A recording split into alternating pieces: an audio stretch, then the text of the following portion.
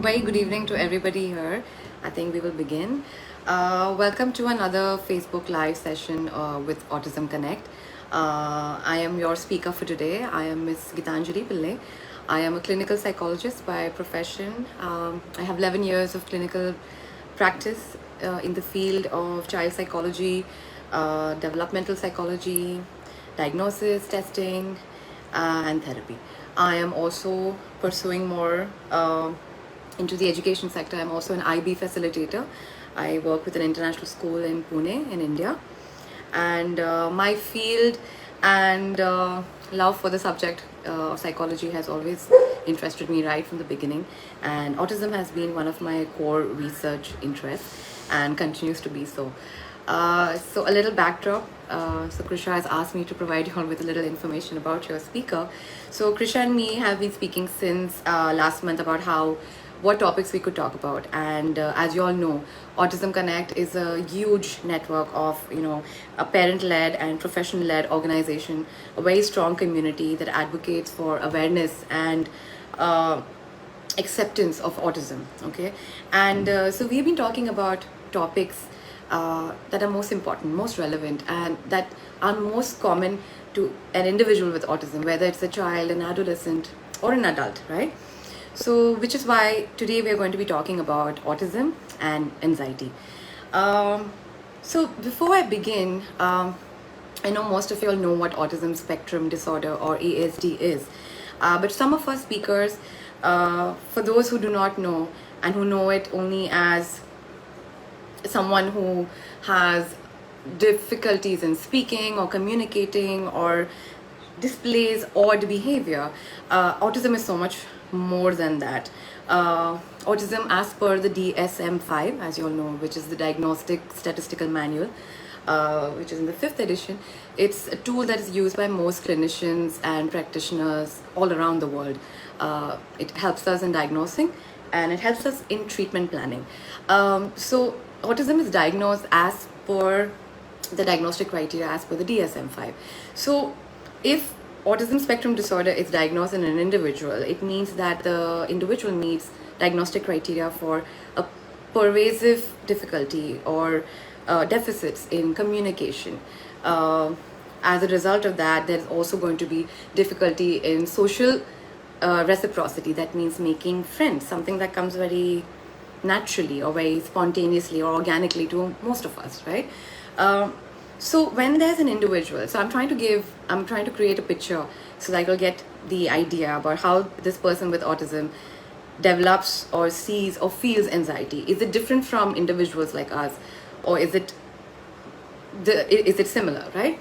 So if autism spectrum disorder comprises of difficulty in verbal language, non-verbal language, and difficulty in social communication, difficulty in how you communicate that information as well. Sometimes intelligence also may be affected. So is anxiety always going to be a part of it? Now, a lot of research actually suggests that anxiety is one of the most comorbid conditions with autism. That means it's one of the most common symptoms of anxiety as well. Sorry about that. Yeah, you can also have anxiety that coexists by itself and autism that also occurs by itself as a disorder. So it's important to point here that autism is a pervasive developmental disorder. It's neurodevelopmental, right? And anxiety is a mental health condition. Anxiety could occur in individuals without autism as well, and an individual with autism could also have anxiety. Now, having said that, what does anxiety look like, right?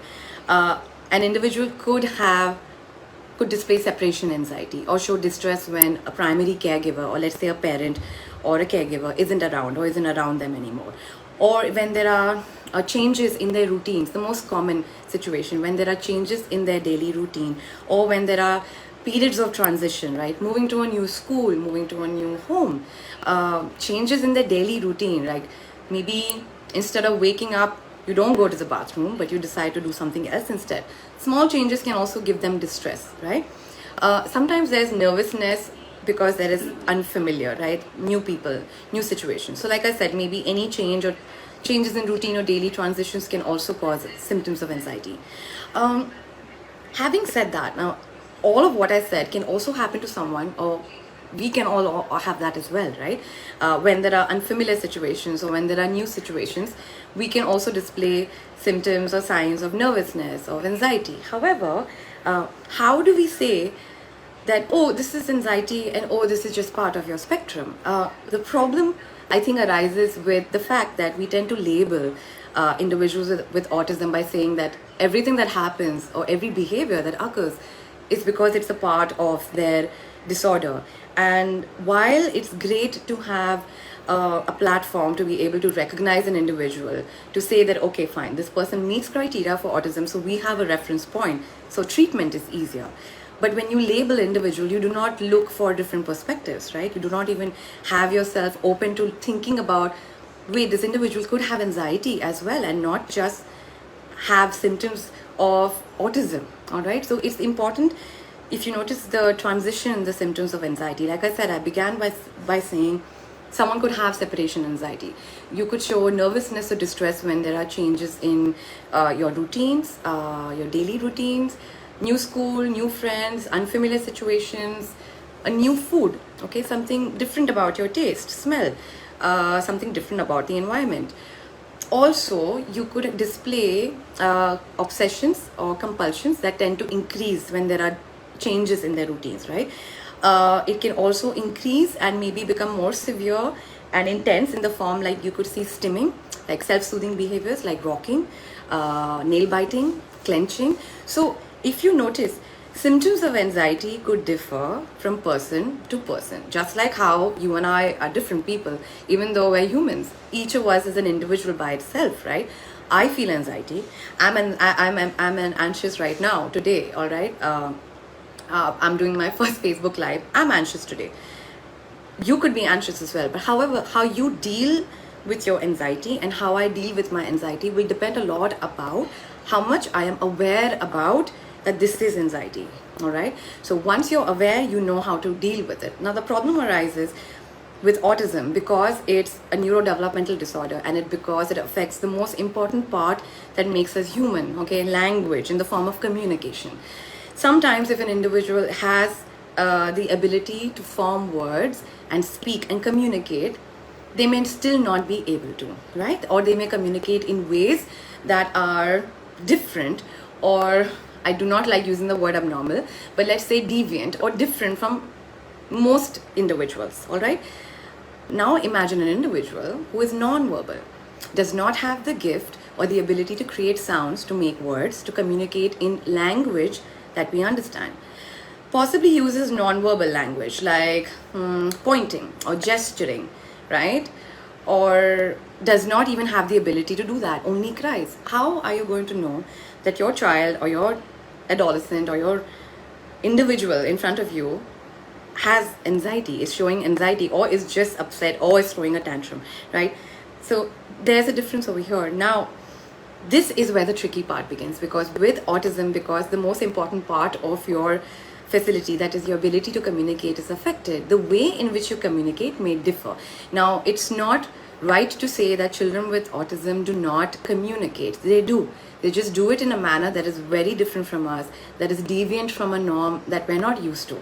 All right. So a lot of time, non-verbal individuals will communicate that they don't like the food by displaying behaviors that we term as tantrums. Okay. So which is why it brings me back to my point that it begins with us trying to hold ourselves back by labeling every little behavior that your individual or your child with autism displays. Okay. How about we see the behavior from where it's stemming? So the first part would talk about identifying your triggers. Now this, mind you, is the same for any individual with autism. So even if an individual who does not have autism has anxiety, has an anxiety disorder, or is displaying symptoms of anxiety, the first step will always be identify your triggers, right?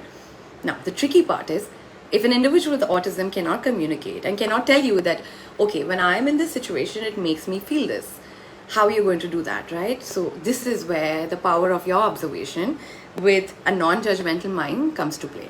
Okay, so there are 3 things that you can do that are easy and that can make sure that you do not jump to conclusions and you do not label the behavior before really gathering all your facts. Okay, so how do we identify? 3 things that you can do. Whenever a behavior is displayed, and remember, behavior is always what is observable, right? You can see it. Sometimes it's tangible. And behavior, and no behavior is without a thought. So there would be something that the child felt or thought that has led to a reaction, right? Now, the problem with anxiety is that sometimes our behaviors or our responses to what makes us anxious ends up in us developing or displaying maladaptive and very ineffective and sometimes harmful coping mechanisms. All right.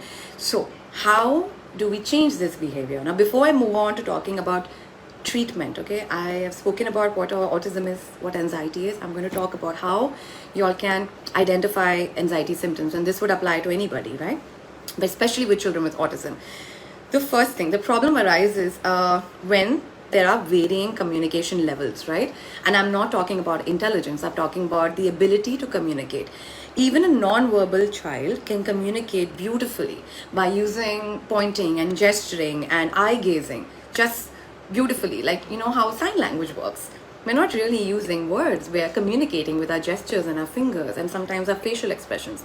The problem with autism is if you're not able to read facial cues, you're not able to pick up body language or signs of social emotional reciprocity, which is why conversations get affected, which is why you're not able to read your environment right. Hence, your response or your output isn't appropriate, right? So how do we begin by doing that? So 3 things that I have found helpful. So it's the easiest that we can do. So I'm going to try to use very simple terminology. I don't want to use very hard medical and clinical jargons. Today we're going to use very simple terminologies because I want to make this short live session as effective as possible. 3 things, all right? What, how, and why. Okay, so, and it has to be in the same order. I've tried seeing if we could vary, it really doesn't work that way because we're talking about behavior, right? So how do we observe? We start with observing what is happening. So what is the behavior that the individual is developing or displaying? Okay, what? How are they doing it? I will give you an example to explain this. And lastly, why are they doing it? If you can master these 3 steps and answer for yourself or gather information for each of these 3 levels, you have enough information to be able to identify triggers or possible scenarios where this individual with autism is stressed or their possible triggers are, and what are they doing that is not helping them, or is possibly harming them, or is possibly making matters worse for them than actually helping. They're coping. See, our coping mechanisms are supposed to be productive for us, are supposed to be helpful for us, right? Always supposed to find ways in which we can function in society. But if they do not and they do the reverse, it's harmful. That's the only time anxiety becomes a problem. All of us feel nervous, all of us feel anxious, but if it affects our daily life, our daily functioning, that's when it becomes a problem. So if you can identify what the behavior is being displayed. So for example, let's say you take a child, and I'm going to give an example of a child because it's the most easiest example to give you. You take this child into your room, all right? You take him, let's say, it's your daily routine, and today you decide that, oh, I want to take my child into this beautiful garden because he's going to love the sound and the look of nature. And you think as a parent and as an individual, okay, this is going to be super beneficial for my child, so I'm going to do this today. However, you did not prepare your child. And I cannot stress on how important it is to prepare your individual or you prepare your child about a change in routine that sometimes we take for granted, and it may be the smallest, minutest detail, but it will be the biggest thing for an individual with autism because their attention to detail is that sharp and they're very used to routines. So you decide you're going to take this child to a different route and you go towards the garden. You realize the child immediately stops, right? So he starts displaying behaviors like pulling his hand away from you, and you keep pulling him, saying, come on, come on, let's go, I'm going to show you some birds. And the child keeps doing it. What ends up happening? You end up getting frustrated or you end up getting confused. So your child's reaction has led to a response from your end that has possibly been counterproductive because maybe you have interpreted your child's behavior as stubbornness Or maybe you have also understood that, okay, something's bothering him, so you take him back. However, that little change in environment has upset him. All right. And at no point have we really tried pacifying him, because we just said, okay, fine, you know what? Before he has a full meltdown, I'm going to remove him from the situation. So I'm going to go back from our same route. The child is visibly calmer. So you forget about it. All right. What has happened as a result? Your child has learned that, oh, so when I throw a tantrum or when I do this, I get my way. So whenever I don't want something, I'm going to do this. However, your first primary reason for taking your child never got done, right? So what did the child do? The child was trying to avoid going to the garden, and this could be multiple examples. I'm just trying to give you one example. Your child avoided going to the garden by pulling his hand away from you, right? As a result, he displayed resistance. So what are these behaviors trying to tell you, right? Remember, we said what and how did he do it? He tried by resisting. Why was he doing it? So if you have able to figure out that, oh wait, the problem was that the second time I did it again, maybe after, let's say, a 1 week gap, he did the same thing. The third time I did it again, the child was the least resistance, but this time I said, hey, listen, you know what, today I'm going to take you to the garden. The child was ready for it. And maybe, let's say, if your child is nonverbal and is at a level where he can only understand visual cues, right? Using social stories or, visual cues like pictures, simple, no language, no words, just pictures of a garden, or a mom or a baby going to the garden is enough for a child to understand. Probably tell him that, show him that, hey, you know what, today we're going to go to the garden, right? We want to do something different. How do you feel about that? Maybe he doesn't respond, but you take it with you and you go. This time you realize that the child is showing least resistance and is possibly enjoying it. So your agenda of trying to expose your child to nature and different sounds and sights gets fulfilled, right? So again, if you can figure out what is the behavior that is being displayed, how are they doing it? Now here, for non-verbal and verbal kids, sometimes verbal children will maybe be very aggressive, sometimes be abusive and say things that they don't mean, or they will say the reverse. And non-verbal kids, it's difficult because they will display behaviors that you may not understand immediately, because for them, that's how they make sense of their world. Now, if they're very sensory, and if they're sensory seeking or sensory avoiding, their behaviors will also depend on the environment that they're in. So things that we take for granted, like for example, sitting in a room that is well lit, or sitting in a room that has enough ventilation or AC, may make us feel comfortable, but it may not be the same for an individual with autism. Now, these are things we take for granted because these are things that are most common and are a norm for most individuals. But for children with autism, because they make sense of the world through their sensory perception, and that's why proprioceptive disorders are so common, and hence we know that occupational therapy works for them. Sensory integration is a big part of this. So if your child is sensory seeking or avoiding, their behaviors would be very different. Their level of anxiety would be much higher. So things like sight, sound, smell, touch, if you translate to things like changing their diet, changing the light in their room, temperature of their water while having a bath, small things, the texture of the clothes that they wear, can also cause anxiety, okay? And they can display them in very different ways. Like I said, it could be as extreme as hurting themselves, harming themselves, biting you, aggressive behavior, or just complete resistance, or maybe a complete different response, or different ways in which they start avoiding you instead, okay? So anxiety, which could be very normal for us and we may be able to verbalize it. The only difficult part with autism is when it comes to varying communication levels. However, if you try this technique of what is the child displaying, how are they displaying it? Like the manner in which they are displaying the behavior. Is it outward? Is it inward? Is it verbal? Is it non-verbal? Or is it via another object or another person? And why are they doing it? If you figure out these 3 steps, you're good to go. All right. So I will move ahead. Also, I just want to say one thing. If anyone has any questions at any point, maybe you could note them down, and towards the end of the session, I could definitely read out those questions. Yeah, I don't want those questions getting missed out. All right. Another thing, like I'd also mentioned earlier, was we know this, that autism, now if you've already looked at it, autism and anxiety by itself can overlap, right?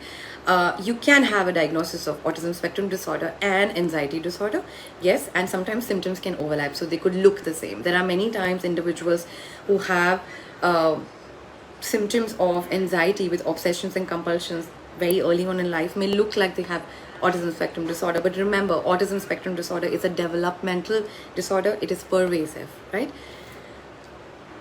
Okay, there's another thing that I wanted to talk to you about, and I have noted this down.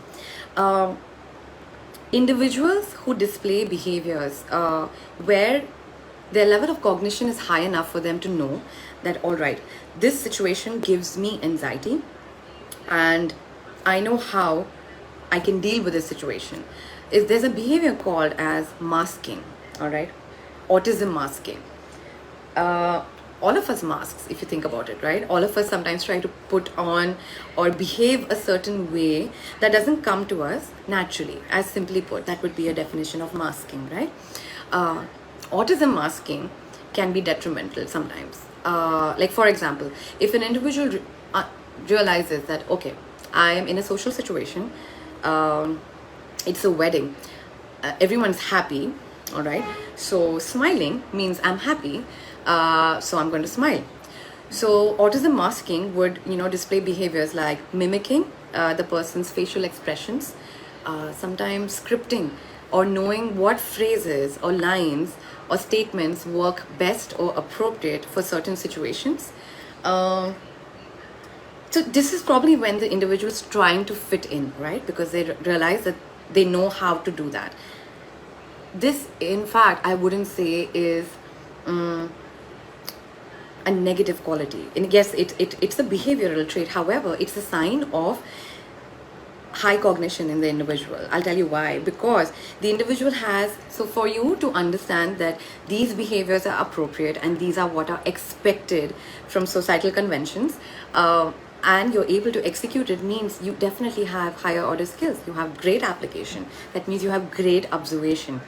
So if you're able to imitate appropriate behaviors, you can definitely teach this child social skills training for sure, but you can also teach this child a number of other ways where, if you have realized certain mimicking behaviors have actually become counterproductive, some could be harmful, right? Because the child does not understand maybe how appropriate or inappropriate it could be in all situations. Yes, facial expressions like smiling are always a good thing. However, smiling at a funeral may be frowned upon, right? May not be the best way. So if you realize your child has a level or an understanding of what is expected of them in a situation and is displaying masking behavior, you can definitely take this as a good sign of high cognition and high intelligence in that way, because developmentally you can teach them, you can train them. So training children with masking behaviors or great imitation behaviors is also a sign of great prognosis for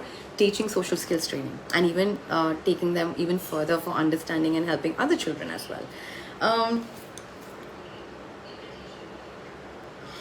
At this point, I wanted to also mention that most of us who have anxiety as well will have behaviors that may be appropriate in certain cultures. Okay, I know we have a lot of individuals who have joined in from different countries also today. They are culturally appropriate behaviors that may not be appropriate for certain cultures, right? Now, the reason why I'm saying this is important, that if you're training your child or your the person that with the individual with autism, that culturally, that you're also trying to make them understand what are conventions, because these are important. Because if you're trying to fit them in to what society expects, right, it's important that we're training them to be independent more than anything. If a child relies on you, and it's important that you take control away from you as much as possible. The whole goal is teaching them self-reliant and independent skills, right? If your child becomes dependent on you for every cue, whether what he's doing is right, and seeks validation from you, that can also be counterproductive. So sometimes it actually works both ways. It's important even for the parent sometimes to learn responses that sometimes you have that you could be doing that are actually counterproductive to your child. So sometimes so many of the treatment that I'll talk about now, and I will wrap up the session, I guess, maybe, because Krisha told me we have for specific number of time, but I will definitely take those questions. Many of the time, the treatment options that are also available for behavioral management can also entail the fact that individual therapy or counseling may not always work for children with autism. Sometimes support groups or sometimes even group counseling works well. Group therapy works well as well. However, you have to look at developmentally at the level of the child, the age of the child, of course, but more than that is developmentally where the child is. Now, I will point out again here, just like you and I are different, we're individuals, right? Every child with autism is different. If you've met one child with autism, that is all you have done. You've met one child with autism. That's how unique they are, right? That's why it's a spectrum. It's autism spectrum disorder for a reason. There could be one person at one end, there could be another at one end, and there could be one in the middle, and there'll be so many in between, right? And just like us, whenever the same person every day, we have waxing and waning moods, right? An individual with autism is the same as well. Their difficulties, their challenges will be very different from another child with autism. So tailor make your responses to your child. So know developmentally at what level your child is. So go back grassroots level. Which level of communication is he at? Is he at a non-verbal level of communication? Then your treatment or your behavioral strategies will differ bit depending on the developmental level of your child. If he is verbal, but how verbal is he? Is he one word, two words, making sentences, or is he using sentences that don't make sense? Is it a word salad? Is it jargons? Is it nonsense syllables? It's important to understand language-wise and communication-wise where your child is. And also intelligence. It does matter. Intelligence in the sense like what is your cognitive ability of your child? Does your child, and this is where even if your child has other comorbid conditions like severe hyperactivity, impulsivity, also if your child is very sensory, can also display high hyperactivity and impulsivity. And if they have ADHD as well, that can also depend on the trainability of it. I don't like using this word trainability, but yes, how trainable they are in terms of their severity. So are they mild, moderate, or severe? So again, the DSM-5 diagnosis is great to be able to create a plan that is individualized to your child. Remember, every treatment plan, whether it is even the ABA or whether it's CBT or any behavioral modification or occupational therapy, is always tailor-made to your child, right? Okay, so treatment, I'll come to treatment.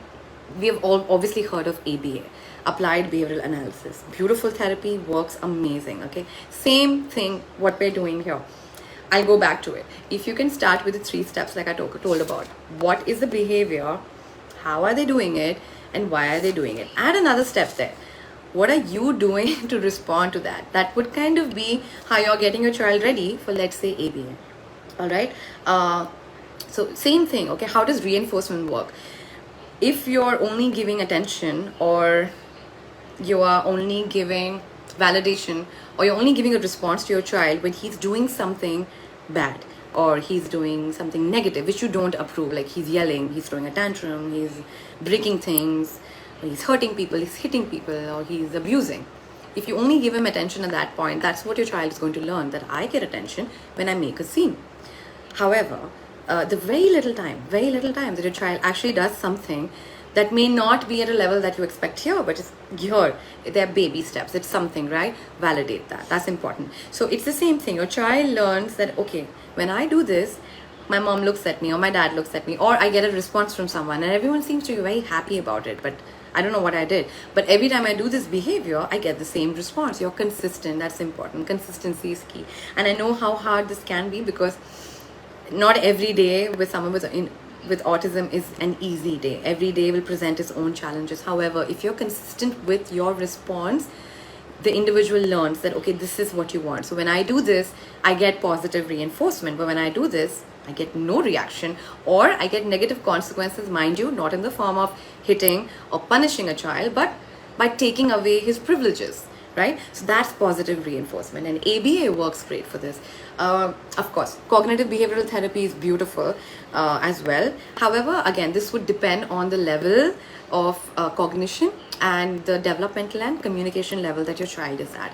CBT works well as for individuals who are able to identify the triggers, communicate them as well. Apart from that, behavior modification techniques work at any age any level. However, the earlier done, the prognosis is always better, and children learn really fast. So if you do it earlier, they learn the same technique because it becomes a part of their functioning. And it's so important to state here that yes, it's never too late to start late. However, like even for us, if for individuals who don't have autism or who have autism, when we become adults, we learn the same behaviors that have worked for us all throughout as children, right? Because those become a part of our functioning. Our brain has learned to respond to certain situations, contexts, people the same way. So we also I have to highlight here that the brain is beautiful. It's neuroplastic. Neuroplasticity just highlights the fact that your brain can change. It can adapt. If your brain can adapt after severe traumatic brain injuries, where individuals have lost memory and have gained consciousness and have gained parts of their body after paralysis, it just highlights the fact that your brain can rewire. Now, that's most of the reason why CBT, like cognitive behavioral therapies or most psychotherapies, take time. They're slow acting because the neural networks in your brain have to rewire. Some have to make new connections because they're learning new ways of responding to situations and contexts that they probably weren't doing earlier. This takes time, but once it's done, it's set. All right. And the more you do of that, your brain learns, oh, this is my response. So then it becomes automatic. It becomes fast. No longer are you having to remind your child to do it. Your child knows it. It's a part of his functioning, right? So I'm going to end this probably on a good note that your brain is neuroplastic. It can learn. No two individuals with autism are the same, right? So you have to treat every individual as a separate individual. Also, I have to highlight here that you have to remember that I have anxiety, you have anxiety. All of us feel anxiety in some form or the other. It's a problem when it affects our daily life and our daily functioning. So it's important that all of us learn, I think probably, what our triggers are, how do we display these behaviors, and why are we doing it. If we're able to do this, I think all of us can learn coping mechanisms. And for children with autism, it's even more important because they make sense of the world very differently from us. They see things that probably we don't see things, and maybe because they're not the norm, all their responses could be a deviancy or delay from the norm. It doesn't mean that it's incorrect, or it doesn't mean it doesn't exist. Child could be trying to display behaviors of communication. It's just that we're not used to looking at them. So if you go back to looking at the cause, identifying the triggers, and knowing what response works and isn't working, make a list of adaptive behaviors, inadaptive or acceptable behaviors, that these are allowed. You do this, you're positively reinforced, you get rewards, you get privileges. You do this, you get none of this, right? So simple techniques at home can also train the child even before you feel that he needs intensive therapies like ABA. And I have to add here, yes, sometimes medication like anxiolytics for anxiety, if it's severe, can also help. But remember, medication is not the only way to go. It is definitely needed for severe cases. However, it should always be used with a combined approach. A dialectic approach is always better rather than just one approach. So medication along with therapy, so that your brain learns to make changes and it is lifelong. I think covered most of what we wanted to talk about today. Okay, I'm going to take some questions here. 1 second. All right. So I have a question from Shilpi. That's the most latest one. I'm just going to read that out. Do kids with autism outgrow this situation? Why am I asking, as I see traits that I had when I was 11. I am 40 now. Yes, I still have anxiety and I am super hyper, but I am channelizing it. But being socially awkward is totally eliminated. Okay, so Shilpi, please tell me if I've understood this correctly. So your question, your first part is, do kids with autism outgrow this situation? If the situation is anxiety, yes, of course. It can be displayed in different manners, right? So our whole point is identify them early. And I think like you've done a great job by doing that for your kid. Identify them early and treat them the most positive and adaptive response, right? You said you're 40 and you still have anxiety. Hey, all of us do. All of us have anxiety. However, yes, you're absolutely right. Channelizing ways or finding ways in which we can display them or express them can be beneficial, right? There are different ways in which we can deal with our anxiety. Meditation, yoga, breathing exercises, as simple as they sound, is extremely effective. Sometimes taking up a sport can also help, right? So different things that work for every kid. So find out what works for your kid, what makes them calmer, what makes them happy in situations, and what doesn't. So that is possibly where you could possibly find the balance. I hope I've answered your question. Okay. Thank you, Stacy, for saying that. All right, Stacy has said we also need to consider that training autistic individuals to fit in and mask takes a toll on the mental health of autistic. Yes, we need our communities to start accepting different as being. Absolutely, yes, exactly. That's what I said earlier, that autism masking arises from this incessant pressure for people to fit in, right? Because this is the norm. So imagine the pressure that we put in on everyone to fit in to a certain framework, that this is what is trending, fit into this. How difficult it is actually to stand out, right? Absolutely right, Stacey.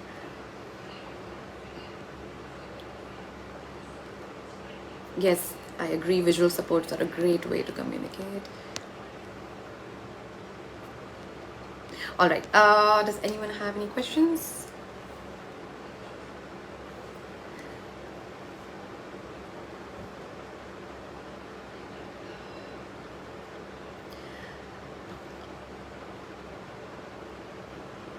All right. Thank you so much. I am going to end this live session. Okay, Shilpi. Any specific advice on hand lying and understanding them better when they are entering into the teenage? What you said is great, but any upper hand suggestion? Shilpi, could you explain what you mean by hand lying?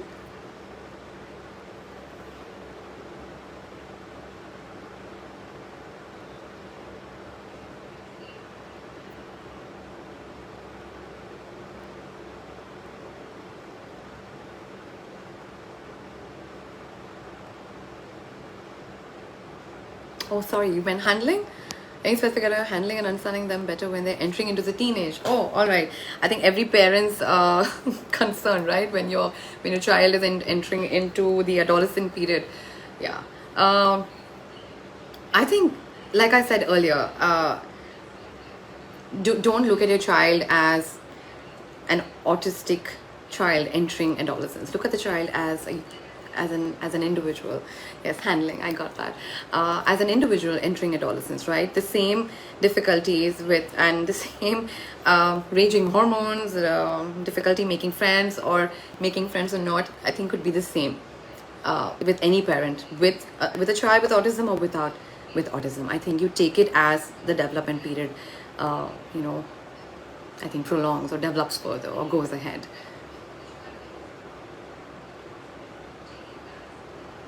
But there's another point that I must add here. If you're talking about boys or young girls entering adolescence and them dealing with concerns, not concerns really, phases of puberty, right? Menstruation, like I said, always prepare. So as a parent, I think probably you have to be one step ahead.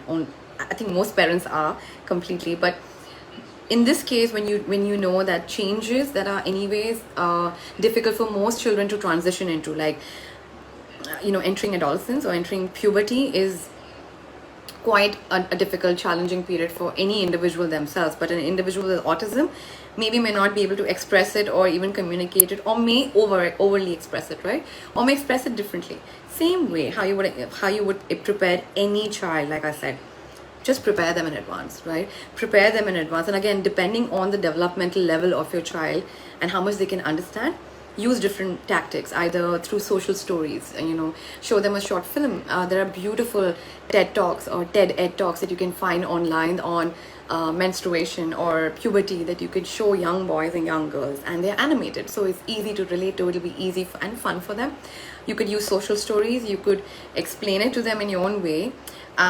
You could also show them a sanitary napkin as well, right? you were directing to that. I thought so. Yeah. So I hope I've answered your question. So same way, how you would prepare, just prepare them. But depending on the developmental level of your child, how receptive they are, you can find different methods to do this. But best way to deal with anxiety is preparation. Anxiety is always about the fear of the unknown, right? You don't know what's going to happen, so you're anticipating something's going to happen, and then if you anticipate that something's going to go wrong, then you get into a cycle of negative anxiety, like you're overthinking it, and then it's procrastination. So many different forms. The only way to deal with anxiety is be prepared. You're prepared, you're confident, right? Or when you know what's expected or what's going to come next, there is no anxiety, because you're not anticipating something happening, not happening, things going wrong, not going wrong, because you know it. So the best way to do that is, for any child or any individual, is just be prepared. Sanchi. Okay, I'm going to take Sanchi's session and I'm going to stop. Sanchi has asked how to deal with a 2-year-old tantrum. Any suggestions? So Sanchi, I don't know if you joined in a little earlier. Thank you for your question. I think this is a very common question. Most parents or individuals who have someone with autism would have. Like I said earlier, right? Tantrum is also a response or a way in which your child is communicating that I'm upset, or I'm angry, or something's bothering me, right? No child, I have to say this, a tantrum is extremely uncomfortable for the child themselves. Some tantrums can last for hours. The child is tired after that. The child is exhausted after that. And then the child is a different person for so long after that, right? It's very important to understand why the tantrum happened. So again, go back, right? Figure out in your environment, why did the child do that, right? How did they do it? They threw a tantrum. But how did they do it? Did they lie on the floor? Were they rolling on the floor? Were they hitting you? Were they hitting themselves? And lastly, like how, right? What, how, and why did they do that? Many of the times, if you figure out that, okay, your child has a consistent pattern of throwing a tantrum at a particular time, you'll realize that, okay, it's become a way of communicating. Now for you to change, again, like I said, it's always great to go back, right? Go back a few steps, trace your steps, and figure out, okay, what happened before my 2-year-old threw a tantrum. So if your child is 2-year-old, I'm guessing maybe verbal, may not be verbal, right? So now the tantrum may be your child's way of communicating. Okay, maybe because that kid gets a response. Maybe his other ways of communicating haven't got the same level of attention. Not because you didn't, figure it out. Because it wasn't as evident as a tantrum would be. A tantrum is loud. A tantrum is also very visual. A tantrum is also sometimes socially embarrassing, right? For most parents, we want to just pick up the child and go, but we haven't identified why that happened. So I think best thing would be just go back, retrace your steps, and see what's the reason could be. Okay, everybody, I'm sorry about this. I have to wrap up because I think we are short on time, but we will definitely, I think, have more sessions. Krisha and I have been speaking about them. There are a few suggestions that have come from some of y'all. Thank you so much for them. Definitely forward this to Krisha. Okay, thank you so much, everybody. Thank you so much for joining, everyone. This was great.